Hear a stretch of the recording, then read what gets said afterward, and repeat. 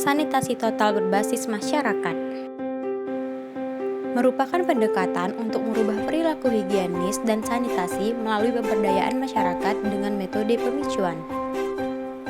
STBM menekan kepada 5 pilar perubahan perilaku higienis, yaitu: pertama, stop membuang air besar sembarangan. Kedua, mencuci tangan menggunakan sabun. Ketiga, pengelolaan air minum di rumah tangga. Keempat, pengelolaan sampah rumah tangga.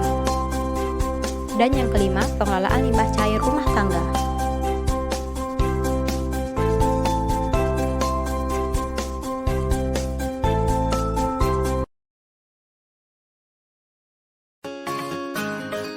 Masyarakat yang tinggal di pinggiran sungai seringkali melakukan aktivitas yang dapat mencemari sungai, seperti membuang sampah di dekat sungai,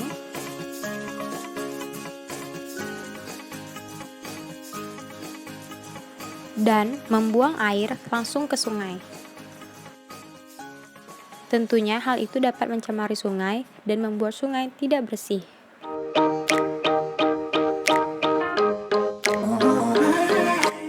Kelurahan Sejinjang berada di Kecamatan Jambi Timur, Kota Jambi.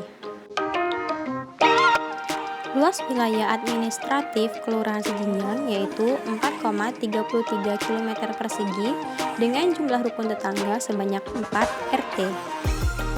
Sebagian dari wilayah Sejinjang ini terletak di pinggiran anak Sungai Batanghari. Sungai ini banyak dimanfaatkan oleh warga untuk kebutuhan mereka sehari-hari, seperti mencuci, memancing, bahkan mandi. Kali ini kami dari grup B akan melakukan observasi dan wawancara salah satu warga yang bertempat tinggal di pinggir sungai tersebut. Ibu Ita. Ibu Ita merupakan salah satu warga Kelurahan Sejinjang yang rumahnya terletak di pinggiran sungai. Ibu ini memiliki 2 orang anak dan bersatu sebagai ibu rumah tangga. Di sini kami mau nanya Bu, sumber air yang Ibu dapatkan dari mana biasanya Bu ya? Karena dari atas lah, dari hujan paling. Kalau untuk minum kan kadang dari masjid. Oh berarti sini susah banget sumber air Bu ya? Oh. Kalau untuk buang air besar gimana Bu kalau kayak gitu? Kalau air besar numpang di masjid.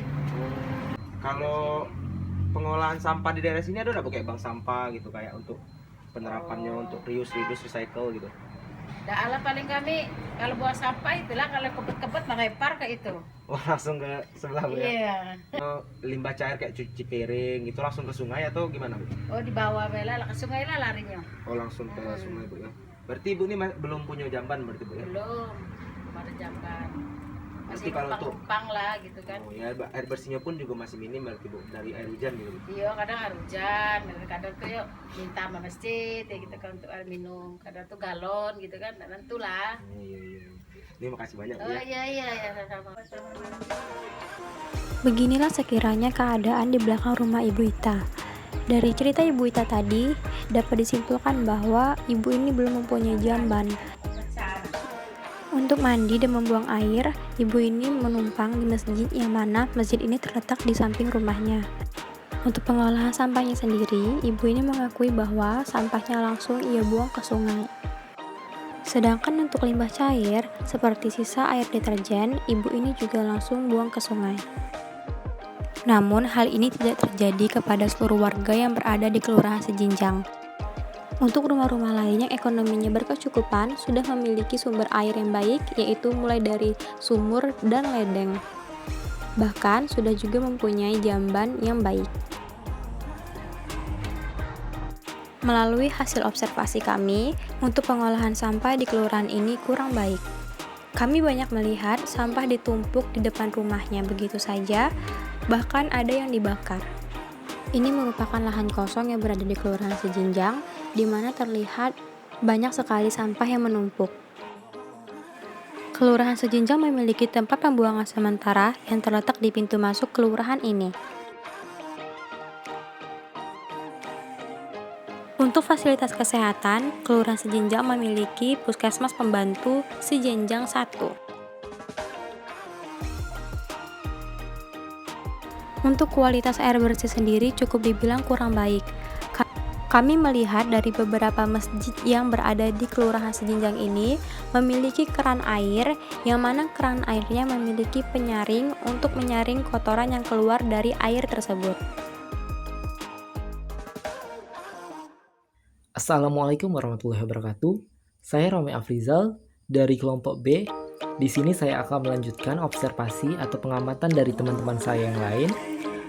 Di sini saya akan melakukan pengamatan mengenai sanitasi di daerah pinggiran sungai. Saat ini saya sedang berada di salah satu desa di Kabupaten Bengkulu Selatan, yaitu Desa Pasar Bawah.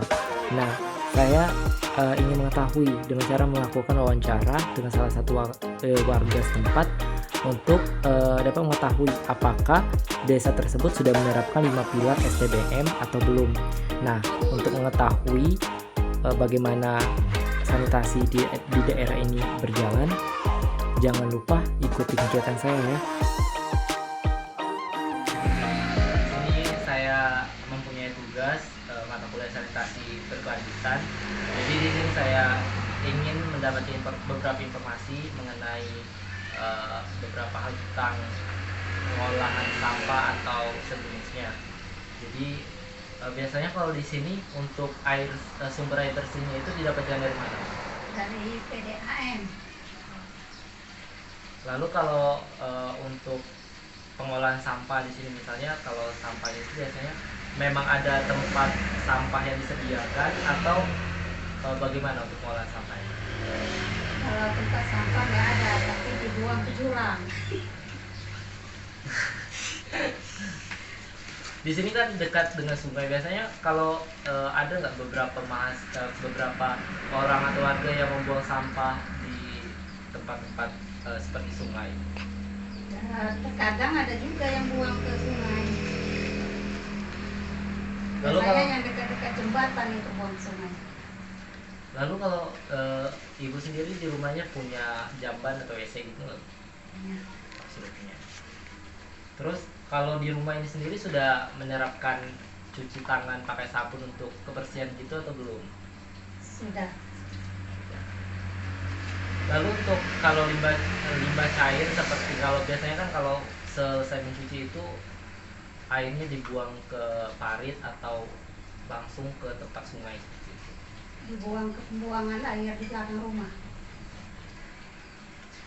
Biasanya kalau di sini biasanya ada sosialisasi mengenai kebersihan tentang olahan sampah atau kebersihan dari sosialisasi dari puskesmas itu ada nggak? Belum ada. Belum ada. Setelah melakukan wawancara dengan salah satu warga desa setempat, saya mencoba menelusuri beberapa kawasan di desa Pasar Bawah tersebut. Terlihat masih banyak sekali sampah yang dibuang oleh masyarakat di tepi sungai, baik itu sampah organik ataupun sampah anorganik. Terlihat masih banyak juga sampah-sampah seperti sampah dari pohon bambu dan lainnya.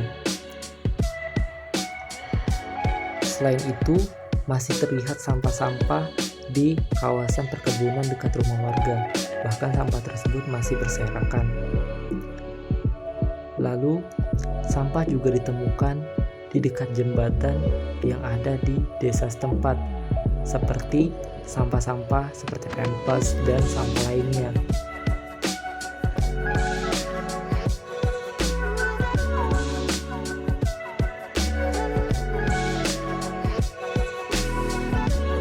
Dari observasi yang kami lakukan, mulai dari kota Jambi dan kota Bengkulu, dapat disimpulkan bahwa adanya kebiasaan masyarakat yang membuang sampah begitu saja ke sungai daerah tempat mereka tinggal.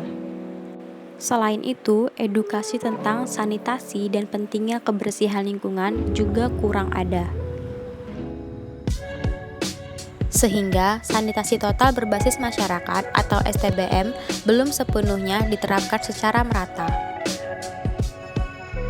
Jadi jangan heran jika di pinggiran sungai banyak sekali sampah.